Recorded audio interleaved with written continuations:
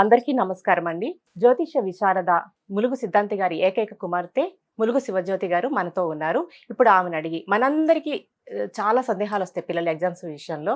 అలాంటి విషయాల్ని మనం ఇప్పుడు నివృత్తి చేసుకుందాం. ఆమెను అడిగి. నమస్తే అండి. నమస్కారం అమ్మ. శ్రీ గురుభ్యో నమః. ప్రేక్షకులకి నా నమస్కారాలు. బాబు పుట్టినప్పుడు కానీ జాతక చక్రం వేయించేవారన్నారు. ఒకవేళ వాళ్ళ జాతక చక్రంలోనే చదువుకోవడానికి కొంచెం అంత బెనిఫిట్స్ లేవు అని అనిపించినప్పుడు వాళ్ళు ముందుగానే జాగ్రత్త తీసుకోవడానికి ఉంటుందంటారా? 100% జాగ్రత్త తీసుకోగలుగుతాం.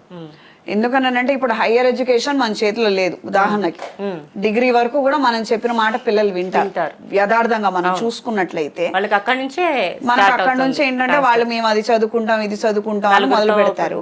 ఈ మధ్యలో ఏదైనా చదువు ఆగిపోయేది, లేదా చదువు బ్రేక్ పడేది, లేదా కొన్ని సందర్భాలలో అంటే వాళ్ళ తప్పేం ఉండదు. కొన్నిసార్లు చాలా చమత్కారంగా గ్రహస్థితి ఎలా ఉంటుందనంటే ఎగ్జామ్ ముందర రోజున వీళ్ళ ఇంట్లో పెద్దవాళ్ళు గతించిపోతారు. మరుసటి రోజు ఉదయమే పరీక్ష.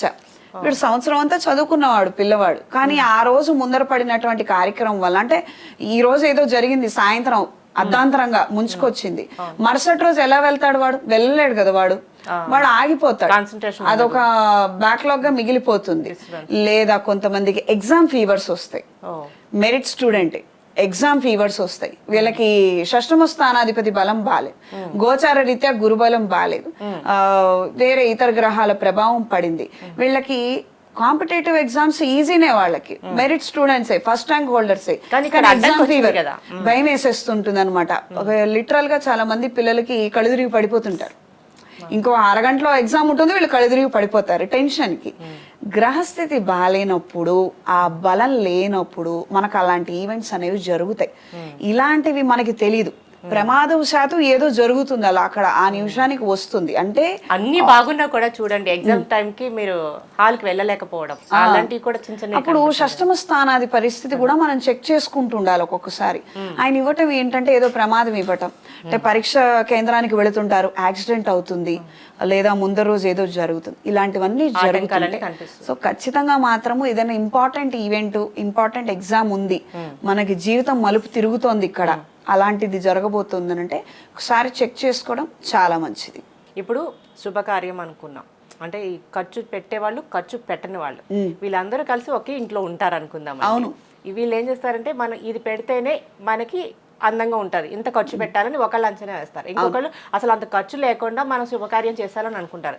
వీళ్ళందరూ ఒకే చోట ఉన్నప్పుడు వాళ్ళ మధ్యలో వచ్చే మనస్పర్ధలు కామన్. దీనికి ఏం చేసుకుంటే బాగుంటది? ఇక్కడ మంచి చెడు మనం చెప్పలేమమ్మా. ఒకళ్ళకి ఎలా ఉంటుందంటే ఏకైక కూతురు, లేదా ఒకడే కొడుకు, లేదా ఒక కూతురు కానీ 10 మంది కూతురున్నా కూడా తండ్రి గారికి కూతురు అంటే కూతురు అంతే. ఆ కూతురు అంటే అభిమానం కొద్దీ ఏముంది, నేను తల తాకట్టు పెట్టి తీసుకొచ్చి ఖర్చు పెడతానని ఆయన అంటారు. రేపొద్దున అప్పు మీరు ఎలా కడతారు, మీకు అది శక్తికి మించిన భారం అవుతుందని భార్య మాట్లాడుతుంటారు. మీరు అన్నది కరెక్టే, పెళ్ళనగానే 10 మంది పోగవుతారు, 10 మంది 10 సలహాలు ఇస్తారు, మంచి చెడు ఎవరిని మనం ఏం అనలేం. కానీ ఓవరాల్గా శృతికి మించి అన్న ఒక మాట ఉంటుంది కదమ్మా మన తెలుగులో, ఆ శృతికి మించి మనం వెళ్ళకూడదు. మనం ఒక గీత గీసుకొని మనం ఇక్కడే ఉండాలి, ఆ గీత మంచో చెడో కూడా మనకి తెలియదు అని అనుకున్నప్పుడు గణపతి స్వామి వారి పూజ చేయాలి. అది ఎలా చేయాలి? ఏ సంకటహర చతుర్థి రోజునో, లేదా పౌర్ణమి రోజునో, లేదా కార్యక్రమం అంటే పాప తారాబలం చూసుకొని ఆ మంచి రోజునో వెళ్ళి గణపతి స్వామి వారికి అభిషేకం జరిపించాలి. గరిక మాల ఉంటుంది కదా, గరిక కాస్తంత తీసి మాలగా కట్టి స్వామివారికి అలంకరిస్తాం.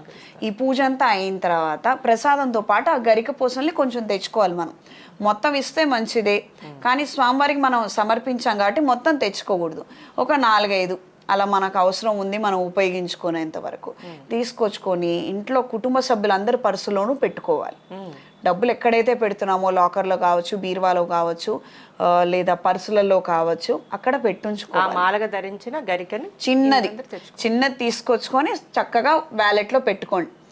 మీకు అక్కడ ఖర్చు అవసరం అంటే అక్కడ ఆ రోజు ఖర్చు పెడతారు, ఖర్చు అవసరం లేదనుకుంటే ఆగిపోతుంది. అంతా మన కంట్రోల్లో ఉంటుంది. మన కంట్రోల్లో ఉంటుంది అంటే మన కంట్రోల్లో కాదు, స్వామివారి దయతోటి నడుస్తుంది, ఆయన మనల్ని కంట్రోల్లో ఉంచుతారు అనమాట.